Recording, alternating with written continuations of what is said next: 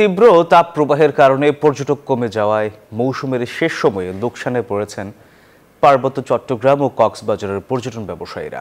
এছাড়া বান্দরবানে কেএনএফ এর অপতৎপরতায়ও কমেছে পর্যটক। ব্যবসায়ীরা বলছেন, প্রচণ্ড গরমের কারণে হয়ে যাওয়া ক্ষতি পুষিয়ে নেওয়ারও সুযোগ নেই। এর মধ্যেও যারা বেড়াতে আসছেন তারা বলছেন, আবহাওয়া ভালো থাকলে আনন্দ উদযাপন আরও সুন্দর হতো। বিস্তারিত রিপোর্টে।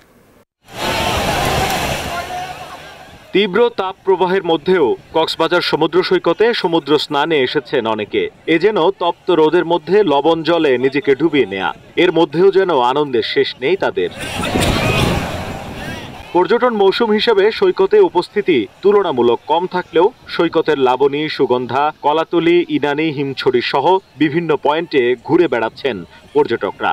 বলছেন, তাপ প্রবাহ কমে আসলে ভ্রমণটি আরেকটু আরামদায়ক হতো। ভাবছিলাম যে আসার সময় যে অনেক গরম হবে, বিচ পর্যন্ত আসতে পারবো না, ওরকম লাগছে না, বেশ ভালো লাগছে। তীব্র তাপদাহ যদি একটু কম থাকতো, গরমের প্রাদুর্ভাব যদি একটু কম থাকতো, পর্যটক সংখ্যা ভালো থাকতো, হয়তো তারা অবকাশ যাপন করে স্বাচ্ছন্দ্য বোধ করতো। এই সময় অনেক পর্যটক থাকার কথা ছিল, কিন্তু এই সময় পর্যটক দেখা যাচ্ছে না গরমের কারণে। প্রচণ্ড গরমে প্রায় পর্যটক শূন্য পার্বত্য চট্টগ্রাম। বান্দরবান, রাঙামাটি ও খাগড়াছড়ির পর্যটন স্পটগুলো একেবারেই ফাঁকা। এছাড়া বান্দরবানে কেএনএফ এর অপতৎপরতা এবং যৌথ বাহিনীর অভিযানের কারণেও আসছেন না পর্যটকরা। কয়েকদিন ধরে আপনার পাহাড়ে অশান্তি এবং আবার পাশাপাশি তীব্র তাপদাহ, এরপর আমাদের যে আশানুরূপ পর্যটক আসার কথা সেটা পাচ্ছি না। ইতিমধ্যে অনেক আমরা লসের মধ্যে আছি। এভাবে আরো দীর্ঘদিন চলতে থাকলে হয়তো আমরা আমাদের হোটেল ব্যবসা বন্ধ করে আমাদেরকে কি রাস্তায় নিয়ে বসে যেতে হবে। ডমেক্স টয়লেট রাখে ফ্রেশ 100 ফ্ল্যাশ পর্যন্ত, তাই ব্যবহার করুন ডমেক্স ফ্রেশ গার্ড। কক্সবাজারের পর্যটন ব্যবসায়ীরাও বলছেন, তীব্র তাপ প্রবাহে মানুষ বাইরে যাওয়ার সাহস করছেন না।